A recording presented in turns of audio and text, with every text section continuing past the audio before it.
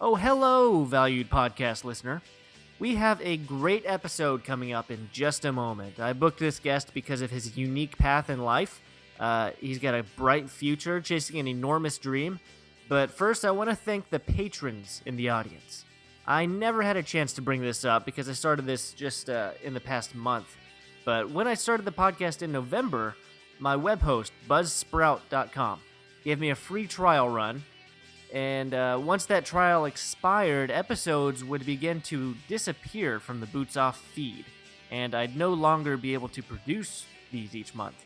So I stepped out onto a limb and created a Patreon account to accept financial help from listeners who value and believe in the future of this podcast.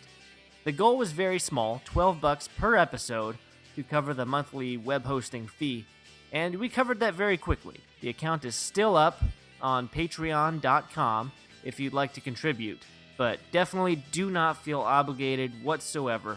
You'll still receive an episode of this podcast each month as long as you are subscribed however you are subscribed. I'm not going to charge anything for the content, but know that the donations are appreciated and they do go back into this podcast. I'll likely be setting up future goals as the BOP grows, and it will grow as long as we keep booking guests with great stories and as long as you continue to listen, rate, review, share, all that good jazz. But we'll see where it goes. So, setting a major portion of donation overages to charity at the end of the year is a big goal of mine. But I just want to thank those who have already contributed to the patreon.com account. That means so much to me that we can keep this alive. But back to the guest. His name is Joshua DeFour. He spent an enlistment contract in the Marines, and I met him in Afghanistan. Now, he's about to wrap up his master's in film at the University of Texas. So he's a filmmaker I believe in, and he's one that the military community should definitely get to know and support. He's actually about to start filming a major short film about the lives and sacrifices of two Marines, Lance Corporal Jordan Harder and Corporal Jonathan Yale. I don't know if you've heard of them. I honestly had not heard of them before talking to Josh, but we talk about that. We talk about post-military mental health, and we wrap up with some Oscar predictions and snubs because we're a month away from the Academy Awards, and it's always fun to talk movies, right? Always. Everyone's got an opinion on what movies were good, what movies were not good, what's deserving to be in there, and who's been left off. So, it's not a serious topic, but we talk about it, because why not, And also, we do drop a swear word in this episode. That's why I have to add the little E next to this one. So just to let you know, I'm not censoring any language. So, oh no, I guess we're real people, but you've been warned. And I'll give a little recap at the end of the episode that includes links, and I'll put that in the show notes. Please enjoy this conversation with Marine-turned-filmmaker Joshua DeFour. My home station was Iwakuni, which is like an hour south of Hiroshima. Right. But I trained in Okinawa to get to Afghanistan, so very lucky to have not been in Okinawa. Yeah. No offense to anyone out there, but I don't think anyone would disagree. No, probably not. Yeah, I always kind of forget about Iwakuni. Little jewel. What was it like being overseas? I know you're from Michigan. I don't know if you'd spent any time in that part of the world before, but going to Japan out of high school, right? Were you? Well, no, I had gone to college the first time, okay. And I didn't acclimate to the lifestyle. I just felt like I wasn't doing anything purposeful, and I just felt very lackadaisical. I was going for a journalism degree, then the economy crashed in 2008. All these newspapers shuttered. I saw the writing on the wall. I didn't realize, as obviously now we see, that the newspapers finally figured out how to kind of have a business online. At the time, it looked like they weren't going to. So I was transitioning over to film, basically. I'd always wanted to do it, but I didn't have the money to go to a film school. I didn't really have the resources. I didn't think I could get into one. I didn't have any experience. So I was looking at alternative ways to get to film school, and as well as changing myself as a person, because I wasn't a very good person. Like, not I didn't kill anyone per se, but I per definitely se. I wasn't productive. I wasn't a productive member of society. So, and my family had raised me to be a college student in Michigan. I'm not trying to bash my state, but we are, close to Canada. And during Vietnam, there were a lot of draft dodgers. So they would go to Canada. And our state has not necessarily been super big on the military, especially where I'm from in the state. So at the time when I, enlisted, people were kind of like, why? I'll never forget. I walked into the dorm office for Oakland University where I was at to turn in my key because I was literally going to boot camp like the next week. And I handed it to her. She's like, "Well, why are you leaving?" And I said, "I'm joining the Marines." She's like, "Why would you do that?" Like, oh, okay. I guess that's how they look at that. And my parents like didn't believe me. Like I had to go to an office by a local mall to sign up. And I had rushed out of the house in an argument with my mom about money, which is another reason because I had student loans. And I walked in, signed on the dotted line, walked out, was breathing heavily as I realized what I'd just done, called my mom, and I was like, "Mom, I just joined the Marines." And there's a pause, and she goes, "Honey, come home and we'll talk about it." And I'm like, "No, I did. I just joined the Marines." Like, what are you gonna do? You can't really take that back. You're not gonna shred a contract, right? obviously on a contract. But going into, so the question was about overseas, and I had never been that far, and but I was always like, one of the things I was hoping for when I joined was to do that, to check out new cultures, see the world, like the commercials say. And when you first get there, it's amazing. You're not jaded at all. Eventually, you do get jaded, but it never. I was able to from there go to like Bangladesh, Thailand, the Philippines, Guam. Just blessed to be able to keep doing these short month deployments, which then led to the opportunity to go to Afghanistan. So my 3 years on contract, I probably spent 50% of my time in Japan actually deployed somewhere else. And that constant ability to just leave, made it so much more tolerable because you got to keep moving and keep progressing rather than just sit somewhere for 3 years. So that was a blessing. So you were going to school for journalism, and then you joined the Marines. How did you get into journalism in the Marines? Did they give you a pick? Yeah, so it was in high school actually. I was 18 at the time, and I was skating off, as people know. I was in yearbook yearbook class, and I was supposed to be interviewing someone. And I was just traveling the halls, wasting time. And there was this Marine in dress blues at a table, a recruiter, and it was class had already started, and he was just sitting there silently alone, and I felt really bad for him.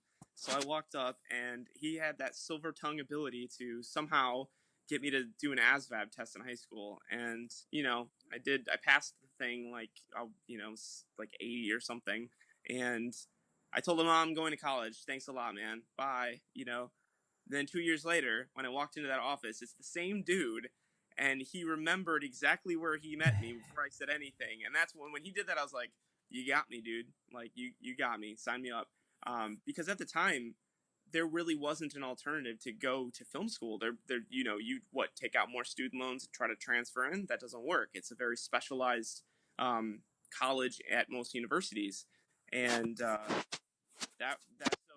But at the time when he had talked to me about joining, he had mentioned that Full Metal Jacket idea of being a combat correspondent, and I said, "You're just lying to me to get me to join. I don't believe you, man."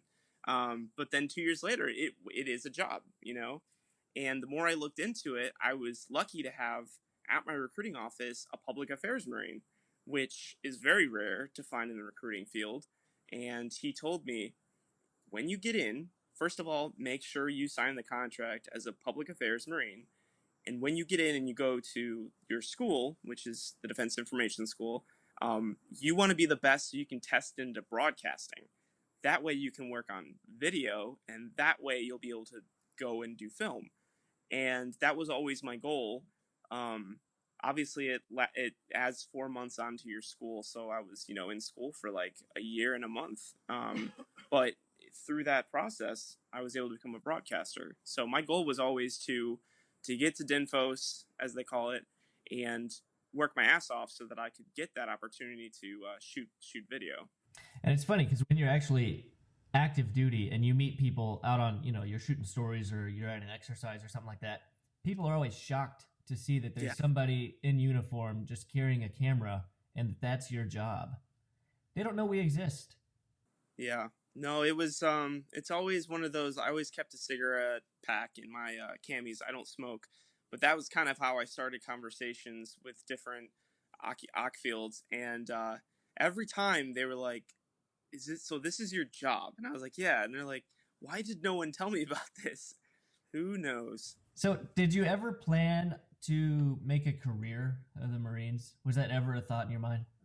Yeah, at one point there were a lot of long nights in boot camp where you're just sort of standing watch, in the like the squad bays to protect us from the terrorists, coming to boot camp. And when I would just walk around in circles to guard the squad bay, I would just scheme about how, I think my plan at the time was to do MESEP, which is a way for enlisted Marines to become an officer. And I just thought that was a really good idea. You learn even more about the Marine Corps, but you're even more of a leader. And you get to go back to college, basically. And I was like, that's how I'll get into film school. I'll just do this officer program. But I didn't realize the amount of time and work you have to put in enlisted just to do that. So I ended up giving up on that idea. But I don't think there was never a time when I was like, I'm going to do 20 years or anything like that. I just don't think it's a culture, and then physically the toll on your body, I just didn't feel like that was something I wanted to do. Yeah, it takes a lot out of you for sure, regardless of the branch. But the Marines definitely is a much heavier load to carry than, say, if I were to have stayed in the Air Force for 20 years, I mean, honestly, if I was going to stay, I would have transferred. I definitely don't think I would have stayed. I had looked actually into to switching over to the Navy, which is a little better, but still I felt better than the Army. Sorry, soldiers out there. I'll tell you, I'm in the Air Force Reserve right now, and we just accepted a Marine. He was a Marine journalist and photojournalist, and then he went and worked at a recruiting office for several years, separated, and now he just joined the Air Force Reserve, and he is living the life. He loves it. No one else can believe he did that, but he's loving it. So then, okay, so when did you realize that it was actually time to move on from the Marines? Am I allowed to be negative? You can be negative. It's a human condition to be negative, of course. Okay. Well, so I don't actually know if you knew about this. The Marines screwed me over because I had gotten into Afghanistan. I was there for a month when they handed me this opportunity to double the time that I was going to be in Afghanistan, to make it a year. I had a feeling they were going to do that just from the rumblings, because they were going to shut down AFN in Afghanistan, and I could see that they wouldn't spend the money to send another person. I was very aware of that. So I had this kind of negotiating opportunity to double that time, which would give me more money, and then build my reel even more with this amazing footage that you get when you go out and you shoot with the infantry, you shoot with these like the helicopter pilots, all these cool things. So at the time I was like, okay, I will sign for 6 more months if provided that I get that ability to go home for Christmas for 2 weeks. That was my negotiating, and it was on that little document. I signed it. That was the whole thing. And November comes around, and I'm preparing. December comes, and I'm like, this is really strange. They haven't said a thing about this. And sure enough, they kinked it. They totally went back on it, and they totally didn't send me home for Christmas. And if you can imagine being there 6 months in Afghanistan, you're like crushed. And I was just absolutely, it took me out of the fight. I was pissed. I wasn't even, I was devastated because I had imagined going home. My parents had planned all these things. My girlfriend at the time had gotten me tickets to Kanye West in Toronto, and I missed that. Wow. So there were these big things in my life that, no, I'm just kidding. But like, it was devastating, and it took me like a good couple weeks to get over that. And I just kind of sat around AFN producing easy stories because I didn't want to go out of the wire because I was worried that like my head wasn't in it, and I was like, I'm gonna get myself killed, or worse, I'm gonna get someone else killed because I'm not focusing right now. But after that happened, I was just like, F the Marine Corps, this wasn't cool. And when I finally got back to my home station, I didn't know anyone anymore. Everyone had, let PCS'd. Mm-hmm. It'd been a year. I didn't feel comfortable there. And I wanted to go to grad school. I had a plan to finish college. I was doing it at the time in Afghanistan. And it was like, I'm done. I'm done. I don't have faith in this organization. They screwed over a lot of people. They just screwed me over. I'm done. I don't want to. And the other thing was I felt that I'd given them the best I could. I had deployed a lot. I had made the Marines look as good as I could. And I felt that I had done enough to say, okay, I have accomplished what I wanted to accomplish. There's another phase of my life waiting for me. I need to go. And that was really important for me to keep that in the forefront. Yeah, and because you were there, you left with us in, was that late February or so? Yeah, I think that was how that went down. So ironically, we ended up cutting that short in the first place. Mm-hmm. Because we had the reservists coming in, the Army reservists coming in from Maryland or whatever to take our positions. And I'm not sure exactly how that all worked out, but it was a mess there toward the end of our tour. Well, the other thing is, a little thing that, people don't like to talk about is, first of all, I was the last Marine to leave, and the only Marine that was the last of it. I was the last Marine broadcaster to be in Afghanistan, but at the time, 2 of them had screwed up enough to have been sent home, and they pulled my my NAM. I had a Navy I forget what it stands for, and for those out there that would be like, "You're a Marine, you should know." I'm sorry, it's been a year, a couple years actually, so I don't remember what NAM stands for, but they pulled it because they referenced, you were supposed to, stop these Marines from being morons and all that, and that was another thing that was like, screw the Marine Corps. They just took away my medal for something I had no ability to stop. They were out on their own and made asses of themselves and got themselves kicked out. So that was another thing. I was just like, wow, I spent a year there. I worked my ass off, and you just pulled my medal because of these other idiots. So yeah, and I know one of those guys you're talking about, and right, we'll skip over that. Wonder what he's doing now. So you ended up after Iwakuni separating, and you ended up in one of my favorite cities, Austin, Texas, at the RTF there at UT. So you were contemplating other schools, right? UCLA, I think, was one of them. It was so crazy how this worked out because I remember before I joined the Marines, I had, like I said, I was scheming even in my undergrad that I was about to drop out in. And there were 2 schools that I really wanted to go to, Florida State or the University of Texas, because I had done a lot of research, and I decided those were film programs that I felt I would be a great fit for. I liked how they presented themselves. At the time, I was thinking about their undergrad program. Then eventually it turned into graduate, which is more so what I'd want because graduate students are allowed to actually make things, less theory. And, I wanted to go to UCLA because my mom had kind of had a little period there of filmmaking at UCLA. Actually, she got into the film school, and then, she got pregnant. So, and that's how she dropped out. So UCLA was an option.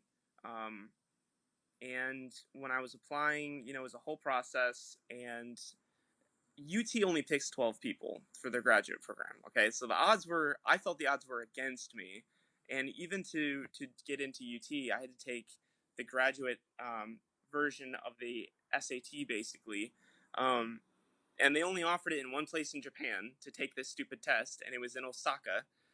So I had to get a bullet train ticket get a hotel room. I had to burn through my leave to do that, and I was against that. I was like, screw this, I'm not gonna apply. And it was actually one of my friends that had known about my goals for the past 3 years, and they were like, "You're no way, you're going. I'll come with you." And they pushed me to go, and I took the test, and I remember getting the email, and I think it was 5 o'clock in the morning. I would just woken up for PT, and I was just jumping up and down because I got into the University of Texas. I was one of the 12, and it was just insane to me. And then I went and interviewed at Florida State. I got into Florida State. So these schools I'd always wanted to get into, I did, and UCLA and NYU and Columbia, and I got into Loyola Marymount, but I didn't pick them either. And Chapman, those schools said no. So I put a little chip on my shoulder because I was pretty sure that I could get into them. And that's kind of how I decided. I had come to Austin to check out UT before I went to Florida State, and I was just treated so well. Open arms. They gave me, Blu-rays to take home, and like, these are our students' projects. Consider this. They gave me a stipend just to go to Austin, and that was just they were recruiting me basically, and I was like, I'm already going here. I just didn't tell them that. So it was never really. I never really gave FSU a thought because UT was just and it's in Austin, so it was a huge, huge, huge deal. And so, have you been able to use any of that, the GI Bill and all that for your education there? Yeah. I mean, first of all, Austin is expensive, as most people probably can imagine. I would not be able to afford an apartment if I didn't have the GI Bill. I would not be able to survive. And in fact, a little known fact is that if you're not in class, you're not getting the GI Bill, and that's really hard to get around mentally because of the amount of money you have to save up to cover those months.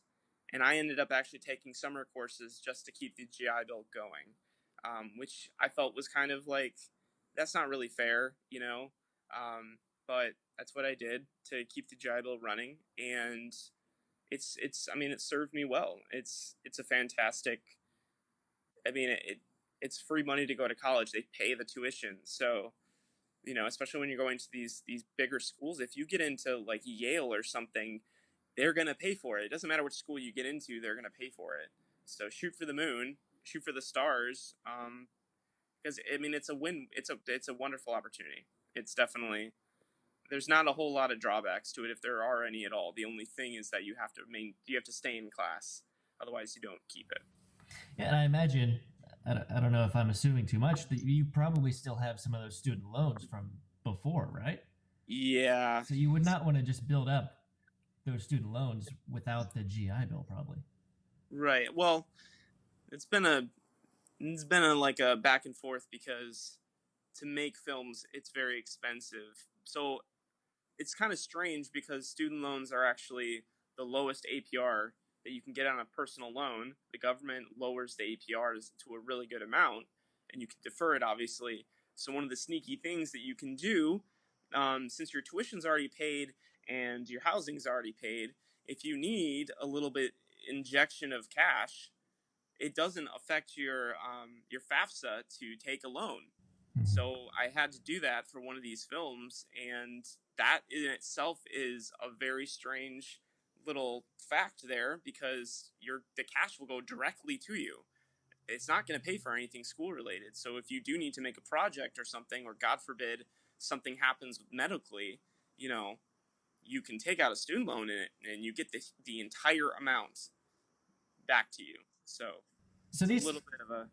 So these films that you're making, you have to pour your own money into them?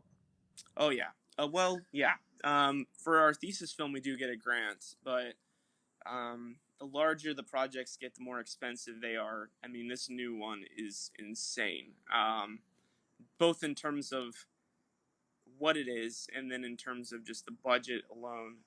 So we're going to have to run a massive Kickstarter. The last film we did a Kickstarter, but I still had to put in a couple $1,000s into it. So they're not cheap.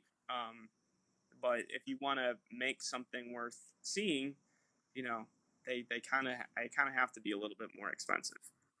And entries into festivals too. That costs money as well. Yeah. Yes, it does. So you've now entered into, was it like 5, 6 acceptances? The first 2 films I got into a couple of smaller festivals. They were my first projects at UT. Didn't expect to get into anything major. Didn't even apply to anything major because of that. Then the film after that, I had a feeling that I had a much better chance. It was a better film, and applied to a lot of festivals, and so far have been very blessed. I'll use that word again because I have gotten accepted to a massive number, actually, considering last couple films. I just got into one yesterday, and I'm getting into one tomorrow. Chattanooga tomorrow, and then yesterday was Waco. So it's that one's more of a local one, but it's a cool feeling because your goal is to get eyeballs on this film you worked your ass off for, and so far, I could probably say 200 people that I don't even know have seen this film, and that sounds like a small number, but that's for me, that's amazing. So it's a really cool experience, and you meet other filmmakers there, and the after parties are nice too. And you actually get up and you have to talk about your film, right? To everybody. Yeah, you do a Q&A, and you get thrown a lot of really strange questions. And then some are obvious questions, but it's a really cool opportunity to kind of share, the background of the production and share some of these horror stories, and talk about the process, which is that's the part of it that's fun. The production of the film, the actual shooting of it, is the fun part, and it's about 5% of making the film. So that you get to talk about the fun part, which is always great. And the big one that you've got in these festivals right now is 10 minutes to show, right? Correct. Yep. That's a lot of fun, that one. What's the reaction people are giving you with this 10 minutes to show? Well, that's kind of led to my thesis, is that I kind of got the feeling after I had pitched this 10 minutes to show film, that people were very disappointed in me, because when they accepted me, they wanted the military voice, and I had completely avoided that on purpose. And I think coming off my first film that was really dramatic, really serious, super sad, I wanted to make something fun, and I wanted to have an homage to Edgar Wright, Robert Rodriguez, these directors that got me into filmmaking in the first place, and trying to emulate them. I thought we were successful, and people love that, because and when you're watching a short film block, as they call it, so there's like 20 films in a block, there's a lot of sad, depressing movies. Students want to be artsy and such, and that usually leads to these dramas. So smack dab in the middle of watching all these depressing films comes mine, which is 100% just for fun. It definitely doesn't have a lot of depth to it, but it's a whole lot of fun, and people laugh, which is a great feeling, and I think it kind of relieves a lot of stress, and it kind of leaves a lot of anxiety between these more heavier films. It's like washing your palate clean, So it's a fun film, and it's cool to hear people laugh, and I think it feels good to laugh. Yeah, it is, especially when that guy's tripping out. Yeah, yeah. You shine that red light on, and the colors are great in that. I love it. Yeah. And then some of that movement. So you go from lower level to upper level with some of these shots. And I don't even know how you do that. Is that editing or what? Well, there's okay. I'll get into some of the little tricks there. First of all, the basement is about 20 miles from the top part. They're not even the same building. So when you know that, and we already knew we wanted to shoot it on a gimbal, which is a device that floats the camera around and has a motor that keeps it on the horizontal plane, basically, to keep it straight as you're moving around. We realized, well, with whip pans and these, so essentially what we did, we built cuts where when the camera goes through a hallway, there's a black tarp so it looks like you're going into darkness, and you pop out into the next set, and it does it so quickly that you can't really notice it.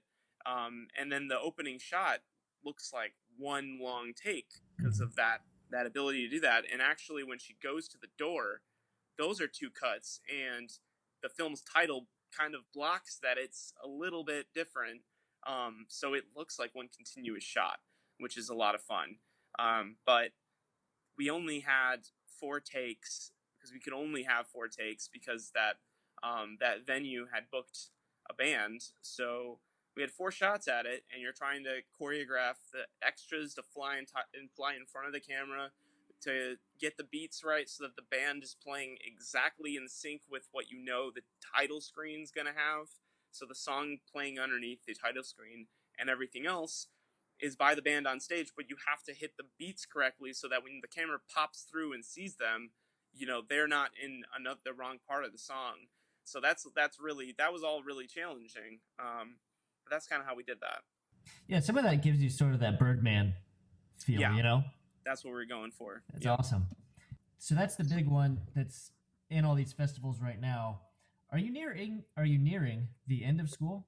I was kind of like supposed to graduate in the spring, but most of the filmmakers aren't doing that because this is the first opportunity of this thesis film to break out of the mold of UT's schedule, and you're allowed to go past that, which gives you more time to write the script, more pre-production time to get funding, to get all the pieces in place, because the previous 2 films were rushed. UT had a cap on that. You had to finish them in a certain amount of time, and you always felt constantly kind of just in front of a train and trying to go quick enough so that you didn't get run over.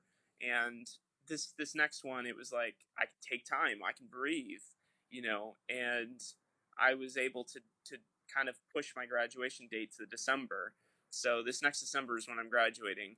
And that makes this film, the production time, to be about 2 years, actually, because we started writing the script in 2016. So it's a much longer process, but that's beautiful. That gives you a lot more time to make it right.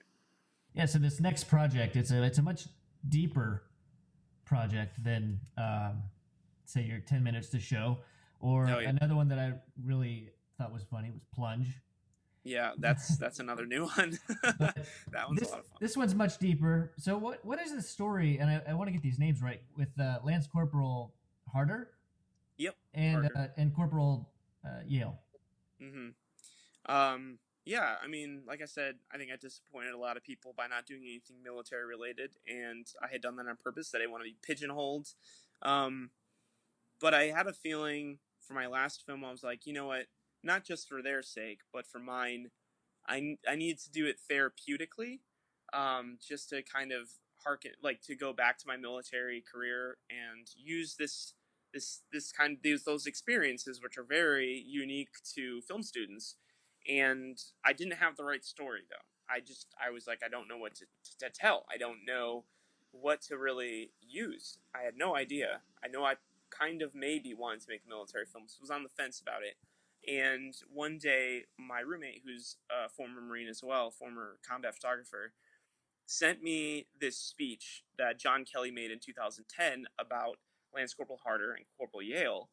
And you're reading this speech, it's incredibly moving, and it's the story of these 2 gentlemen that didn't know each other. One is about to leave the post in a couple days, so he had been there for 7 months, and then the other Marine was just arriving to switch over. So they're put on this gate duty, having only met 10 minutes before, and then this truck comes barreling down the Serpentine, and they have 6 seconds to make a decision. And they, with no hesitation, fire at this truck in those 6 seconds and stop it at the gate. They shoot the driver and stop it at the gate. The truck explodes. It kills them, but they saved 150 lives. So reading about that was just incredible. And it sounds like a short film just in that. Given the timeline and how much time was really spent in that event. And it was just an incredibly moving story about 2, I wouldn't say ordinary Marines, but they were doing exactly what they were supposed to do, And yet it makes you think, well, what would I have done in that situation? Because there were Iraqi officers that ran for cover and they survived, and those two just stood there and did exactly what they were supposed to do. But even in doing so, I mean, it's such a big deal to make a sacrifice like that, knowing that more than likely you're not going to live. And I just incredibly moved by it. And then the fact that I didn't know this, unfortunately, but it's a really infamous story within the Marines, and it's even part of the Crucible now, that you have to learn about them, which is kind of amazing. So they're forever enshrined in Marine lore, and it just, once I read that speech, I felt that it would be shameful to not make it because I knew I could, and no one had made a film about this story, which surprised me. And after putting the speech down, if I had walked away from that story, I would have felt not good about it, because I would be not only limiting myself, but turning my back on something that should be made. And that's kind of how that came about. So then you wrote the screenplay for it. Yeah. And it will have been 2 years, you said. So what all goes into that compared to, say, these past films that you've made? Yeah. You have more, I mean, you're going to LA, right? Yeah. It's kind of a big deal. Yeah. This is a big one. Well, the reason it started so early in the process, so I had just shot 10 minutes to show. It wasn't even edited. There's no music.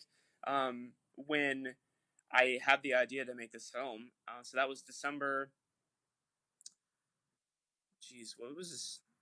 I think that was December 2015. Now I think about it, and there was a competition to pitch a new project for a grant for about $1,000, and I felt that would be an indicator, depending on how people reacted to this idea, would indicate whether I should make this or not.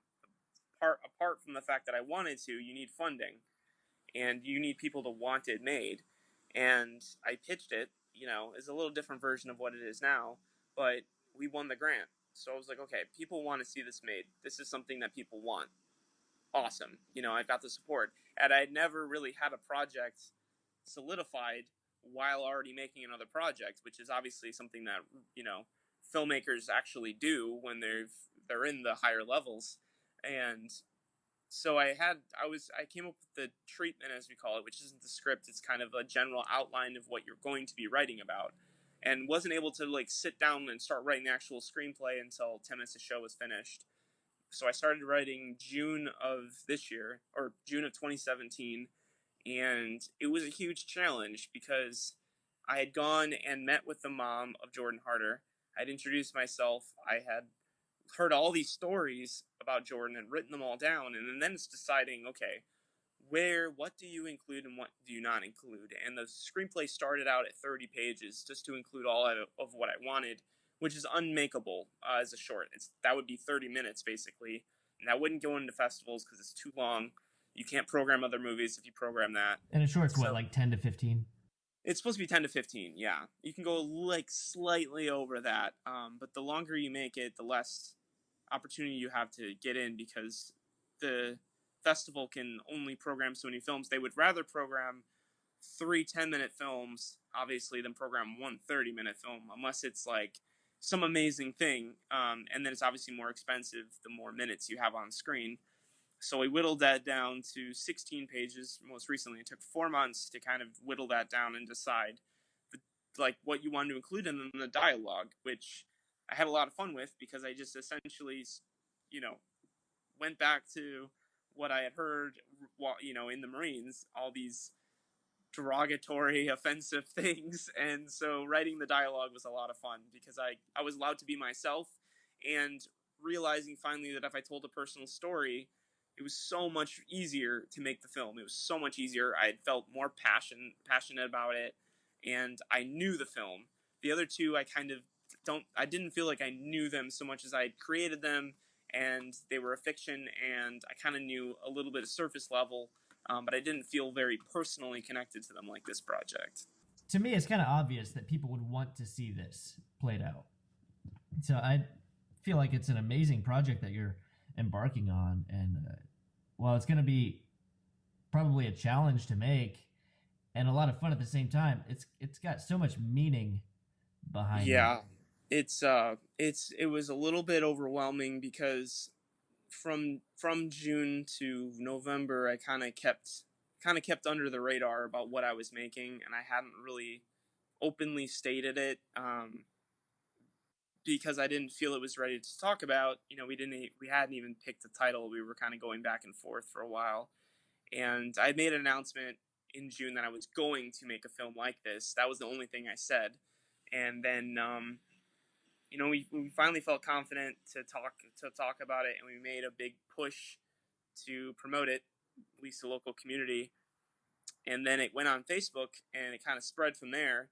And the mother shared the story and all that about the announcement, and all of a sudden I started getting messages from random Marines, from just random people on Facebook. And the messages were supportive, but all of a sudden you're like, oh my god,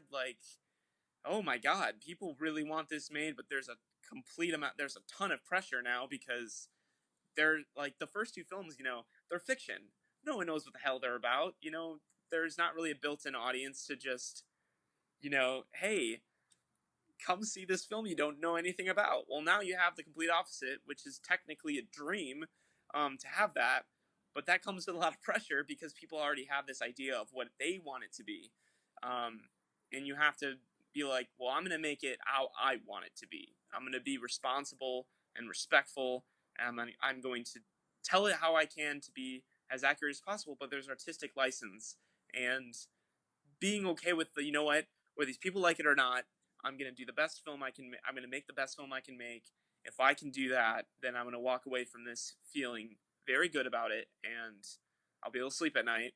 But there was a tremendous amount of pressure all of a sudden. And the cool thing about that, though, is with the built-in audience, when we do run the Kickstarter, which we're going to be doing in April, the hope and the idea is that people are going to support this film now to get it made. And that's a huge, huge difference than trying to convince people they should want it to be made.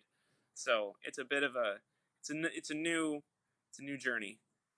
And so you'll start shooting that in July, is that right? July, yeah. We're shooting on the American Sniper set, which is pretty cool.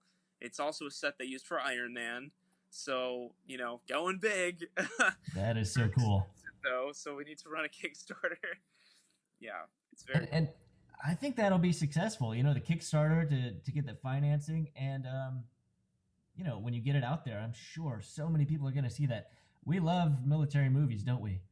Yeah, I mean, that and the other issue is that kind of even more pushed me to make this is I was sick of going to film festivals and seeing civilians make these films that were completely inaccurate, that were incredibly tropey, and were completely cliche. I saw this one PTSD film, which, my God, the amount of PTSD films written by civilians, you'd think that they, like everyone in the military has PTSD apparently, and then the wrong uniforms, like how they talk all the time. Like, the uniforms are always wrong.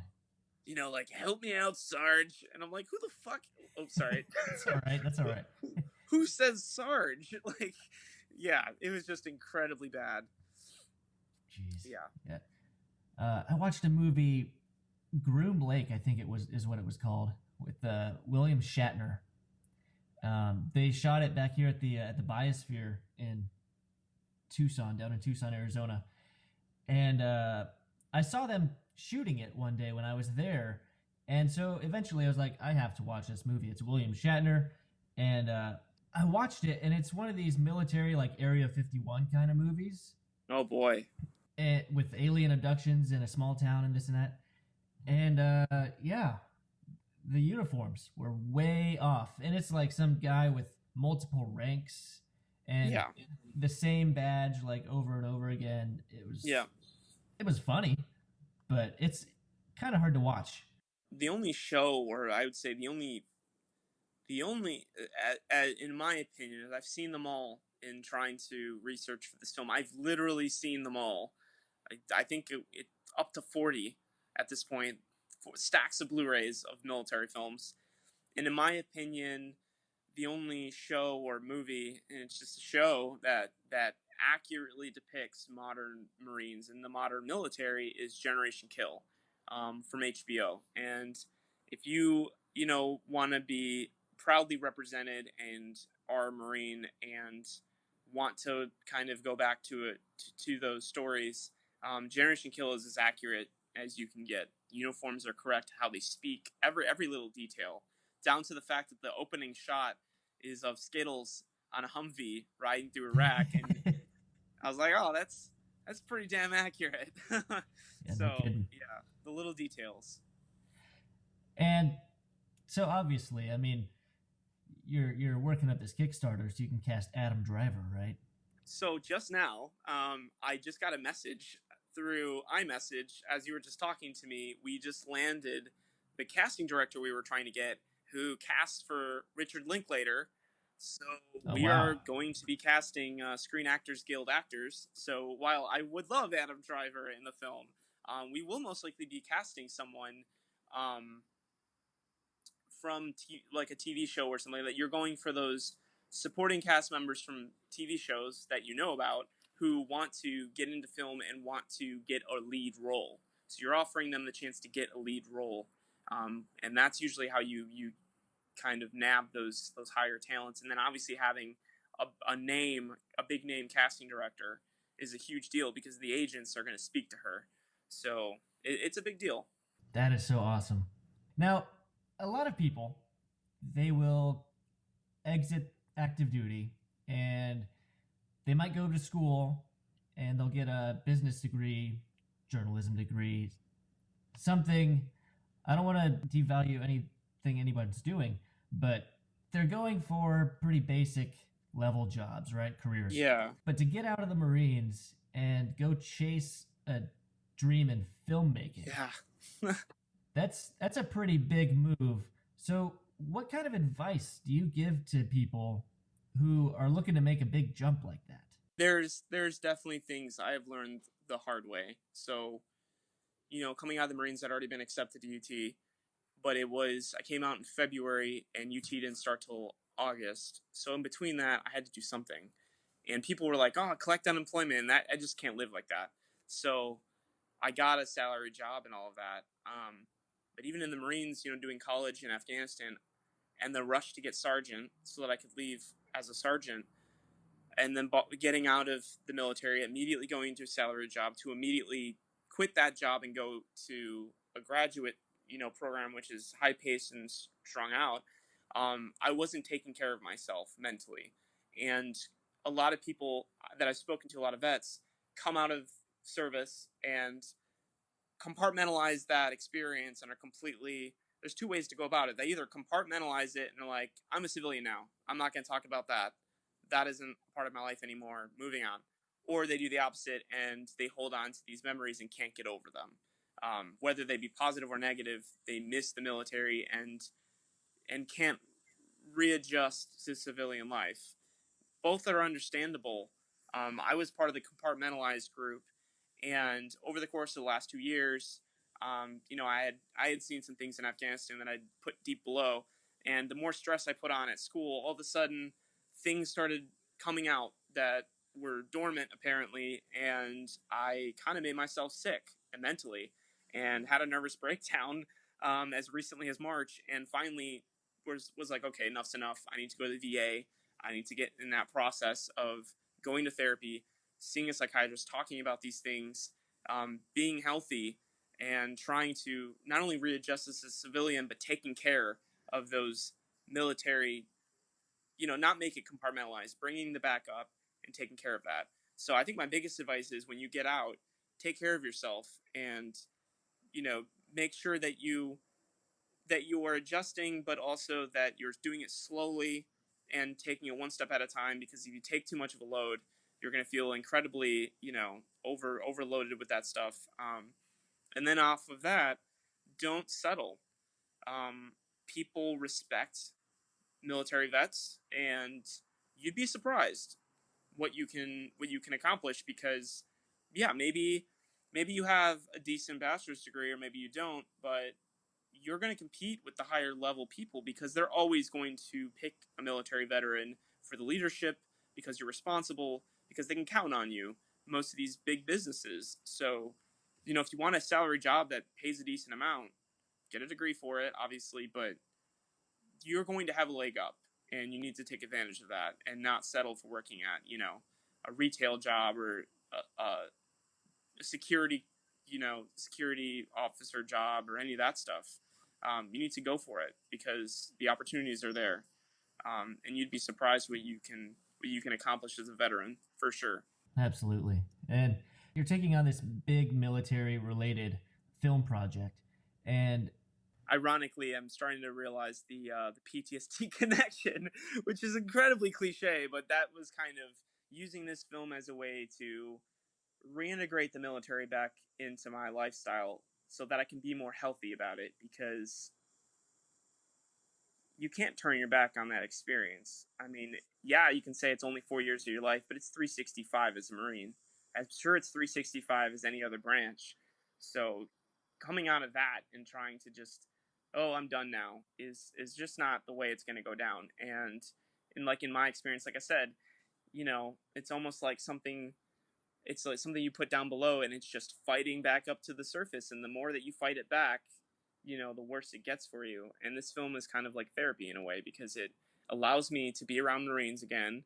It allows me to get back into that mindset and kind of merge the two lifestyles.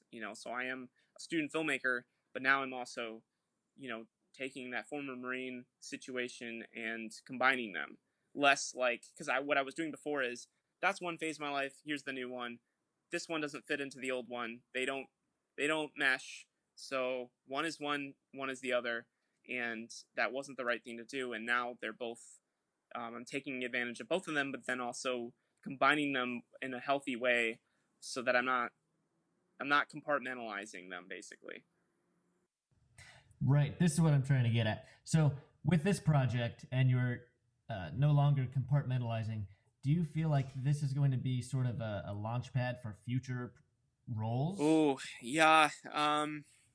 This is a big one. So, as in, do you feel like you would be in the future taking on more of these military-esque directions? Like I said, the pigeonhole situation is real. And it was something that I had to kind of make peace with, because this is a big one. And if it's successful, which we're hoping it will be, it will hopefully get into a top tier festival. And if it does, and I get approached for other projects, they're most likely going to be military related, which is just something I have to deal with. It's just something that I've made peace with, and I'm okay with that, and I invite it. More than likely, yes, I will probably be making at least once more a military film, and I'm okay with that, more so because I know I can make it right, and there are a lot of people that don't make them right. And as a former Marine, if I can make it accurate, and if I can do the justice to the service members out there, I should do it. And at least once more, I wouldn't be surprised if I do end up making another project like that. Yeah, I completely agree with all of that. I think that with your experience, you'd be able to really advocate in a good way to the military community. And so often, as we've already said, it's not done right, because people don't actually have that connection that you do. So I think that you can really carry it a long way. Right. But have you been following the Oscars? You're a big film guy. Yeah. Because of the film-related stuff we have to do for school, I haven't been following it as much as I have in previous years, but it's definitely something we talk about. It was weird. It was weird this year because, actually last year, I had a class with a producer who had produced the film called The Tower, which is a really great documentary that uses cell shading graphics to tell the story of the shooter that was at the top of our bell tower at UT. And they were going up to be, there was a high likelihood that they were going to get the Oscar nom. That was an interesting experience to be around that. The amount of stress and anxiety she was experiencing, they ended up not getting the nomination. And there was a realization to me that history will never remember that happened.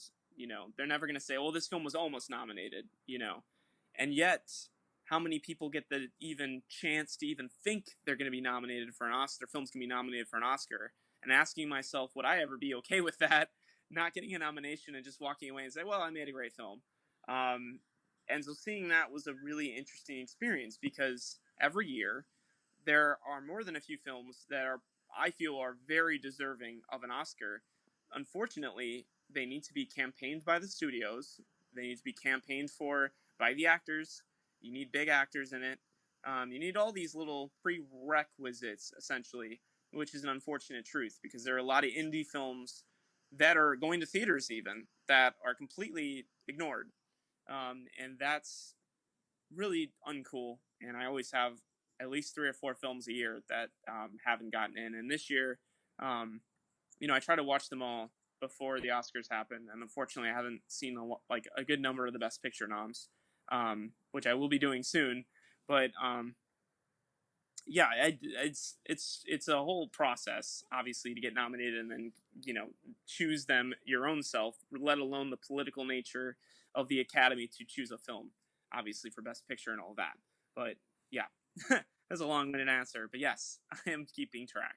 Probably wouldn't be ready to make any predictions yet, would you? Yeah, I think I'm pretty sure who's going to win.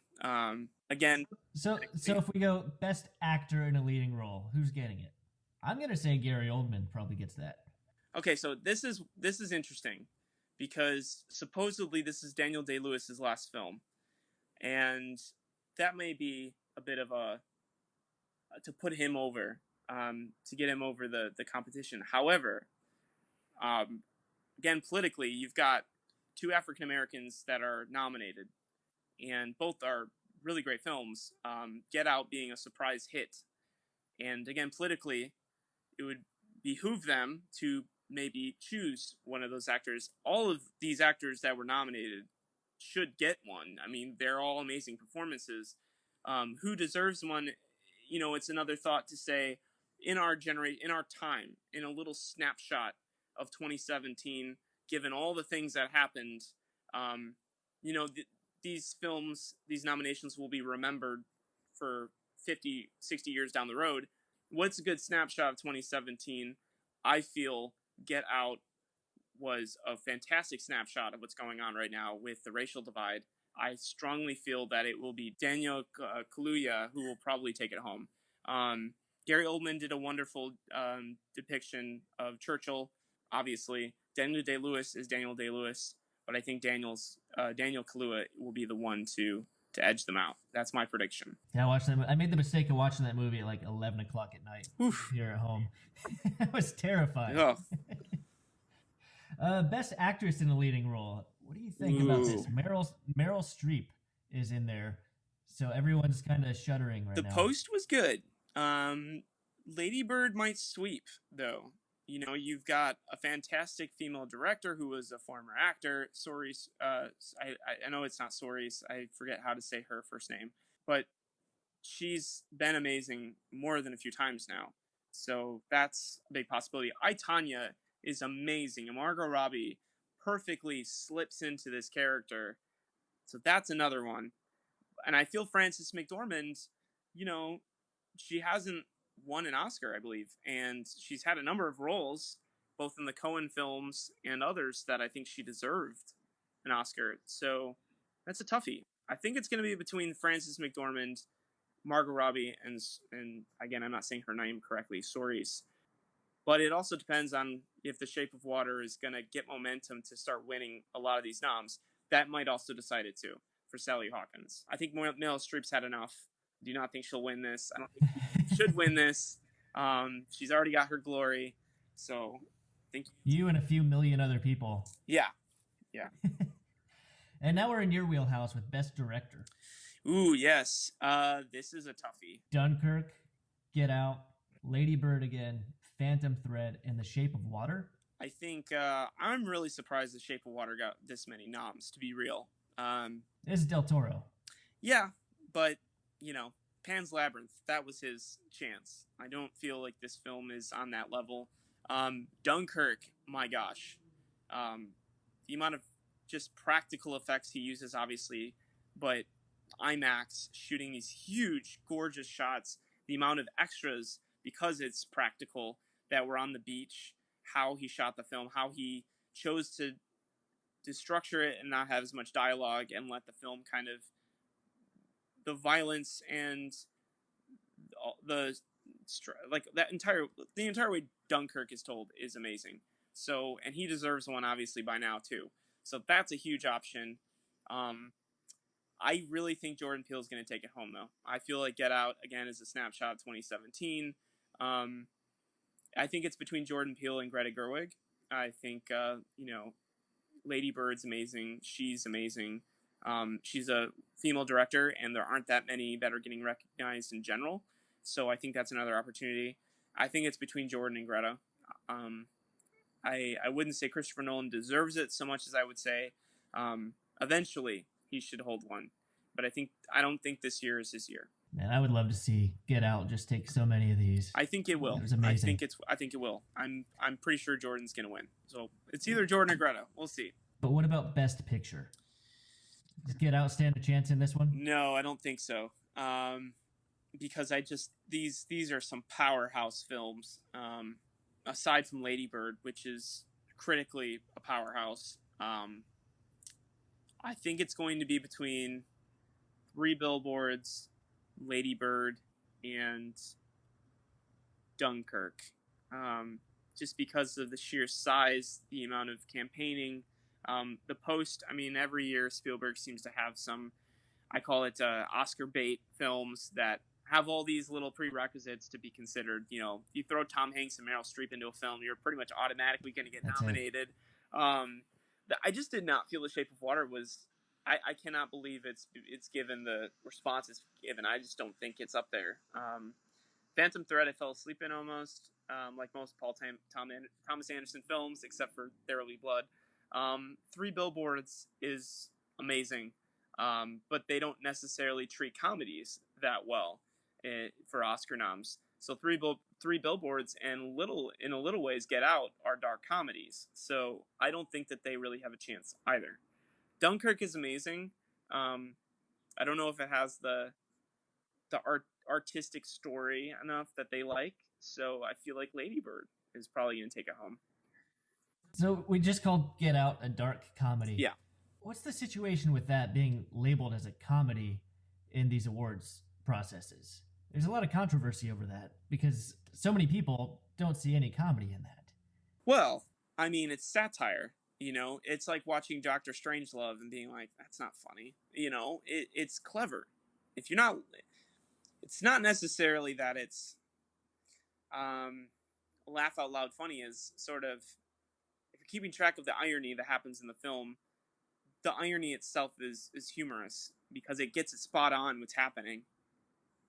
And you'd have to be a cynic not to find that kind of funny, or in denial.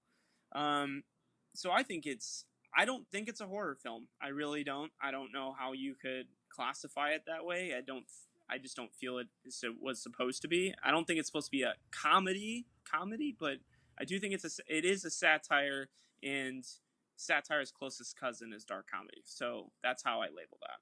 Yeah, well, that's my Oscar rundown, and that's going to come up next month. So I have some of these films to still see. I've got some time, I guess. Yeah, I do too. I've got Movie Pass. Shout out to Movie Pass. So I will definitely be utilizing that. My girlfriend just moved to Atlanta. I'm going there next week, and we're going to binge on a lot of these Oscar noms, which is always fun to kind of choose what we think will win. I just don't see The Shape of... I don't know why. It's one thing for Return of the King to get nominated that many, for actually more, Oscars, but The Shape of Water? First of all, can we talk about Snubs for a second? Are we allowed to do that? Snubs are fine. Oh my gosh. Everyone loves Snubs. A Ghost Story. Fantastic film. Fantastic acting. Completely out of this world structure for film. I've never seen a film like that before. I don't know if you've seen A Ghost Story. It's amazing. No, I have not. It's amazing. My gosh. That was the best movie I've seen in like a decade. It was so different and just ingenious. And how it creates mood and tone and environment. That's amazing. The Florida Project. Another amazing. Yeah. Why the hell that's not up for Best Picture? Move over, Mr. Del Toro. You're a great filmmaker. Pan's Labyrinth was your time. Too bad for you. That's the one with Willem Dafoe here. Yeah, I mean, he's amazing in it, but A Ghost Story, like, how Rooney Mara isn't up for it? Like, oh, right. Are you kidding me? Like, the performance she gives. Okja, they're trying to shut out Netflix films, obviously, because if they give Netflix power, that's going to upset the whole balance. Okja's amazing. Why is that not up there? At least for foreign film. I mean, my God. Yeah, it was just like, what the hell? And then another one is you got Baby Driver up for editing. Yeah, which amazing film. He's been having these huge edit. I actually met the editor, which was a really cool thing. I met the editor at South by Southwest, and I was in the editing process of 10 Minutes to Show, which is an homage to his editing style. So that was really cool.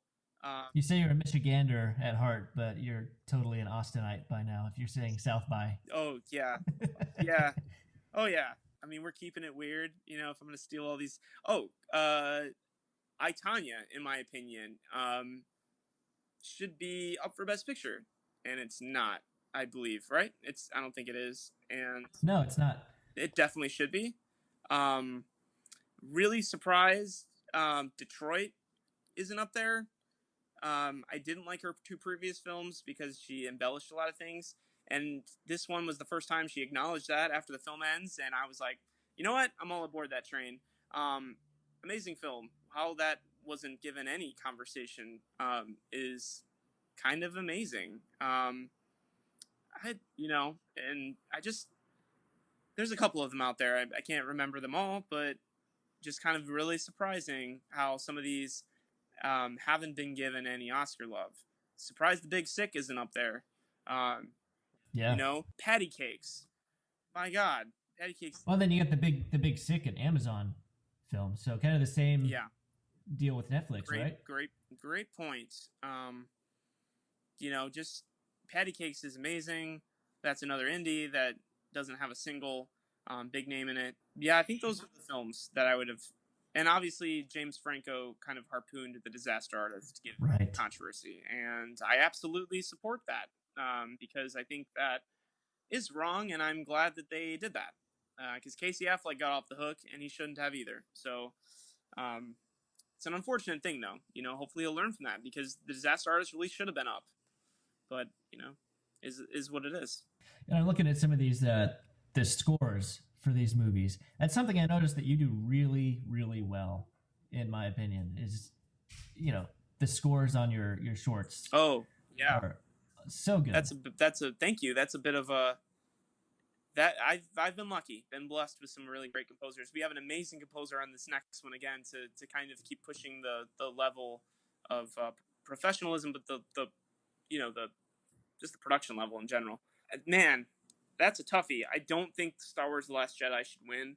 I didn't feel it's up there because it's Star Wars. That's well, yeah, and I just didn't feel like there was enough separating it from the other films. He didn't really. I was actually listening to the soundtrack the other day, kind of surprised. There's not one theme or part of the score that's different.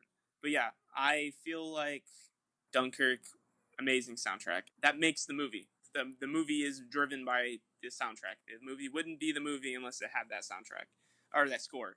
So I feel like Dunkirk should win. Yeah. Boo, Shape of Water. No wins for Shape of Water. I'm a little surprised with the Greatest Showman not being on there, with the amount of people who have just fallen in love with that soundtrack. Have not seen that one. My family did. Mixed reviews on the film, but it's a musical. So yeah, that's a good point. People love the music in it. Really surprised Three Billboards is up there. Not that it's not deserving necessarily, but the score didn't really stand out to me, but it's up there. All right. Now, is there anything else that we have not talked about, this question, that you would like to get out there? The new film is called The 11th Order. We've been blessed to have some press about it, but still the big project. The 11th Order is going to be coming out in December of 2018. We're shooting in July. Our Kickstarter is running in April. It's a big film, so some veteran support would be amazing. And you can look me up on Facebook if you want and send a message telling me to not screw it up. So yeah, would be amazing to get some veteran support. As it always is amazing to get veteran support. So Facebook, where else can people find you, and where can people see your work? Yeah, it's so Vimeo, the artist version of YouTube, pretentiousness. Vimeo.com/DeFour, which is DE the number 4 OUR. Baby Girl's up there. The film, my first one you've mentioned, Plunge, is up there, which I think is hilarious. And there's this documentary about Tinder called Match is hilarious. Check those out.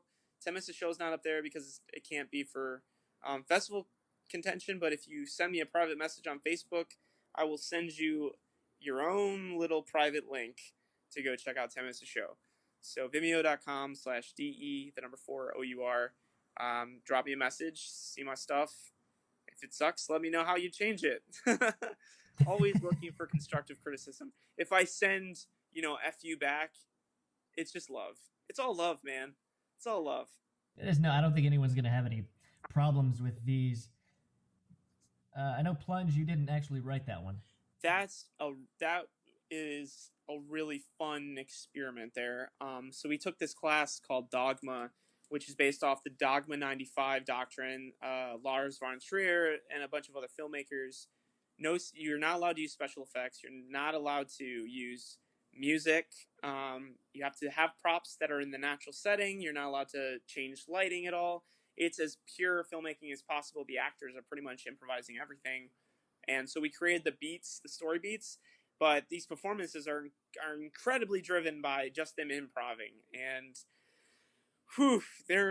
those were some talented actors, and I was just blessed to be able to work with them. I had always wanted to work with them, and I snagged them both. They weren't busy this one week, and we're like, okay, please, let's do this. And they gave it their all, and I wouldn't say the film itself is amazing. I don't want to give myself pats on the back, but their performances are amazing. So I would check that one out, and it's funny. It was very natural. Yeah, very funny. And such a simple concept that we can all relate to, I think. Yeah, that was kind of yeah, and especially with the ending, we were like, what's the most ridiculous concept where by the end of the film it's all dramatic? What's the most... It's a toilet clogged, man. That's how all this goes down. But when it ended, I will say I definitely wanted more of it. I wanted to know what happened. I didn't want to have to use my own imagination to come up with an ending. But that's how it goes. All right, so we got the Kickstarter coming up in April.